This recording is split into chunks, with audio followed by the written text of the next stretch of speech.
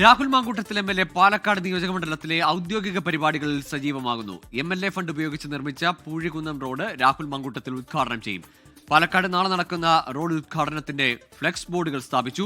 ആയിഷത്തുൽ ഷംന ചേരുന്നുണ്ട് പാലക്കാട് നിന്ന്. ഷംന, ഇന്നലെ കുടുംബശ്രീയുടെയൊക്കെ യോഗങ്ങളിൽ പങ്കെടുക്കുന്നുണ്ടായിരുന്നു. ഈ ഔദ്യോഗിക പരിപാടികളിൽ പങ്കെടുത്താൽ പ്രതിഷേധിക്കുമെന്നൊക്കെ മുമ്പ് BJP ശക്തമായി പറഞ്ഞതാണ്.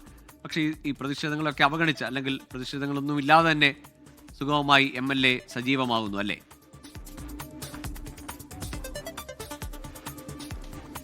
ഗോകുൽ, ഇന്നലെ നടന്ന പരിപാടിയും ഔദ്യോഗികമായി ആരെയും അറിയിച്ചിട്ടുണ്ടായിരുന്നില്ല. അതിന് പ്രത്യേകിച്ച് നോട്ടീസുകളൊന്നും ഉണ്ടായിരുന്നില്ല. ഇപ്പോഴും BJP DYFI നേതൃത്വങ്ങളൊക്കെ അറിയിക്കുന്നതും അത് തന്നെയാണ്. അതായത് ഔദ്യോഗികമായി എല്ലാവരെയും ക്ഷണിച്ചുകൊണ്ട് ഒരു അടിച്ചുകൊണ്ട് MLA ഒരു പരിപാടിയിൽ പങ്കെടുത്താൽ അത് തീർച്ചയായും തടയുമെന്ന് തന്നെയാണ് BJPയും DYFIയും വ്യക്തമാക്കുന്നത്.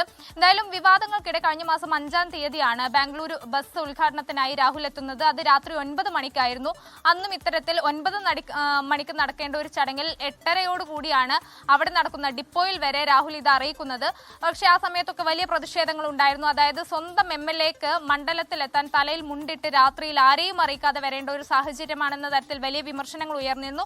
അതിന് പിന്നാലെ കഴിഞ്ഞ ദിവസങ്ങളിൽ നടക്കേണ്ട രാഹുൽ ഔദ്യോഗികമായി പങ്കെടുക്കേണ്ട ചില പരിപാടികൾ ഉണ്ടായിരുന്നു. സർക്കാരിന്റെ തന്നെ പരിപാടികൾ ഉണ്ടായിരുന്നു. പക്ഷേ അപ്പോഴൊന്നും രാഹുൽ എത്തിയതുമില്ല മണ്ഡലത്തിൽ. പിന്നീട് ഇന്നലെ കോഴിക്കോട് ഷാഫി പറമ്പിൽ MP സന്ദർശിച്ചതിന് ശേഷം എത്തിയ പരിപാടിയാണിത്. 36-ാം വാർഡിലെ കുടുംബശ്രീ വാർഷികാഘോഷവും ഒപ്പം ബാലസദസ്സും ഉദ്ഘാടനമായിരുന്നു.